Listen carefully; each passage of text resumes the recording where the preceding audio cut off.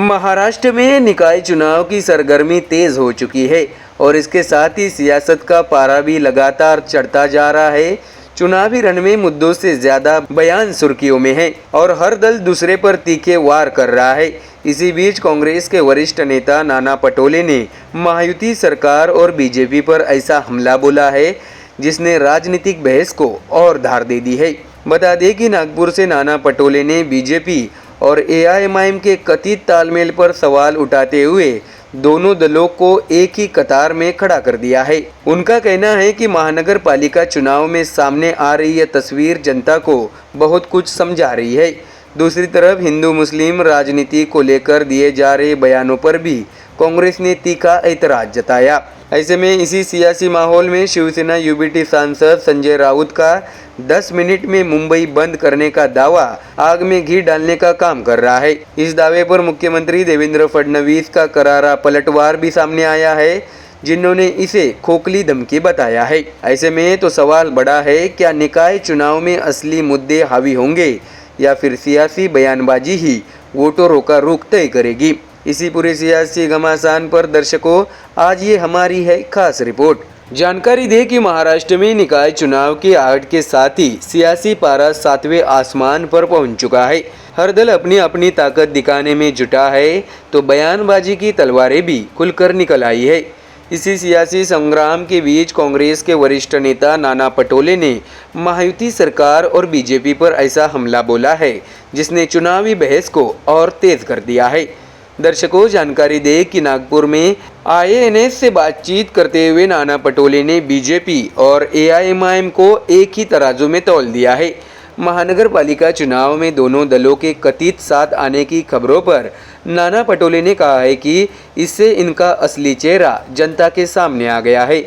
पटोले के मुताबिक कांग्रेस महाराष्ट्र की 29 महानगर पालिकाओं में पूरी मजबूती और साफ नियत के साथ चुनाव लड़ रही है। उन्होंने दो टूक ये भी कहा है कि कांग्रेस ने कभी भी कोई अवैध या छिपा हुआ गठबंधन नहीं किया है और पार्टी अपनी विचारधारा के साथ मैदान में उतरी है। तो वही दर्शकों पटोले ने तंज कसते हुए ये भी कहा है कि पहले कांग्रेस एआईएमआईएम को बीजेपी की बी टीम कहा करती थी, लेकिन अब दोनों खुद एक साथ नजर आ रहे हैं।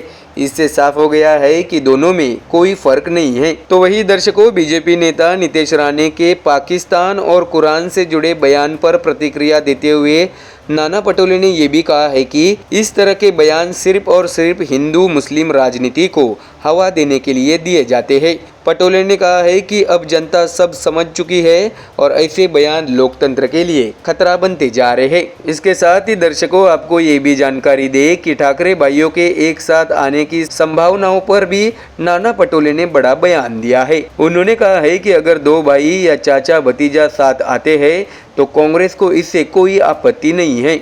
उन्होंने शरद पवार और अजित पवार का उदाहरण देते हुए कहा है कि राजनीति में रिश्तों से ज़्यादा विचारधारा और जनता के मुद्दे मायने रखते हैं। दर्शकों इसके साथ ही नाना पटोले ने महायुति सरकार पर लोकतांत्रिक व्यवस्था को कमजोर करने का भी आरोप लगाया। उनका कहना था कि सत्ता के बल पर दबाव बनाया जा रहा है, पैसे का दुरुपयोग हो रहा है और लोकतंत्र को कमजोर किया जा रहा है।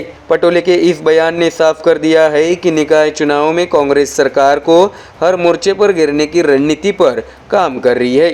दर्शकों आपको ये भी जानकारी दे कि इसी बीच शिवसेना यूबीटी सांसद संजय राउत के एक बयान ने सियासी तूफान खड़ा कर दिया है।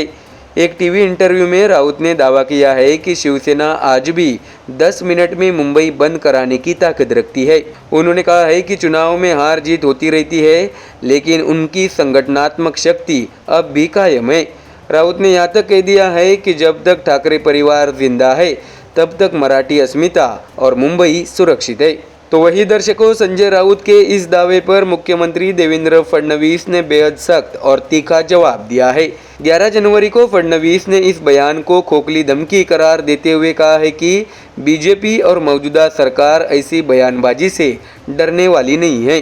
फडणवीस ने तंज कसते हुए कहा है कि राउत अपने घर के आसपास का इलाका भी बंद नहीं करा सकते। इसके साथ ही मुख्यमंत्री ने संजय राउत के पुराने दावों की याद दिलाते हुए कहा है कि जब एकनाथ शिंदे उद्धव ठाकरे से अलग होकर गुवाहाटी गए थे तब भी यूबीटी ने कहा था कि शिंदे मुंबई में कदम नहीं रख पाएंगे, लेकिन हकीकत ये रही कि शिंदे 50 विधायकों के साथ मुंबई आए, राजभवन तक सड़कों से गए और बाद में सरकार बनाई। फडणवीस ने यह भी कहा है कि यह सब सार्वजनिक रूप से हुआ है, इसलिए राउत के मौजूदा दावे सिर्फ बयानबाजी है जिनका जमीनी हकीकत से कोई लेना देना नहीं। इसके साथ ही फडणवीस ने यह भी स्वीकार किया कि बाला साहेब ठाकरे के दौर में एक इशारे पर मुंबई 2 घंटे में बंद हो सकती थी। हालांकि उन्होंने साफ कहा है कि अब वैसी ताकत शिवसेना यूबीटी में नहीं बची है।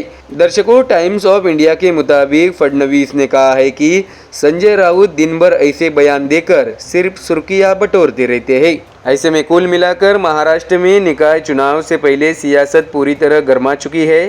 कांग्रेस, बीजेपी और एआईएमआईएम को एक ही मंच पर खड़ा कर रही है, तो वही शिवसेना यूबीटी अपनी पुरानी ताकत का दावा कर रही है।